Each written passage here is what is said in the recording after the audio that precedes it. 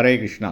தெய்வத்திரு ஆச பக்தி வேதாந்த சுவாமி ஸ்ரீல பிரபுபாதர் விரிவான பொருளுரைகளுடன் அருளிய ஸ்ரீமத் பாகவதம் காண்டம் 3 பகுதி 1 பராமரிப்பு அத்தியாயம் 12 குமாரர்கள் மற்றும் பல்லோரின் படைப்பு பதங்கள் 8, 9, 10. 8ஆம் பதம் சவைருரோத தேவானாம் பூர்வஜோ பகவான் பவஹ நாமானி குருமே தாத ஸ்தானானி ச ஜகத்குரோ.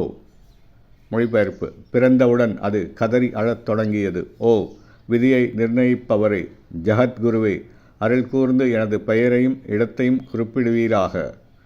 9ஆம் பதம் இதிதஸ்ய வச்ச பாத்மோ பகவான் பரிபாலயன் அப்யாத் பத்ரயா வாச்சா மா ரோதிஷ்தத் கரோமிதே.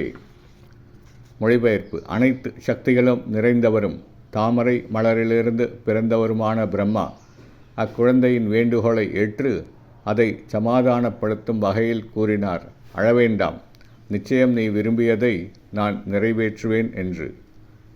10ஆம் பதம் யத் அரோதி சூர சிரேஷ்ட சோத்வேக யுவபாலக ததஸ்துவாம் அபிதாஷ்யந்தி நாம்னா ருத்ர இதி பிரஜாக.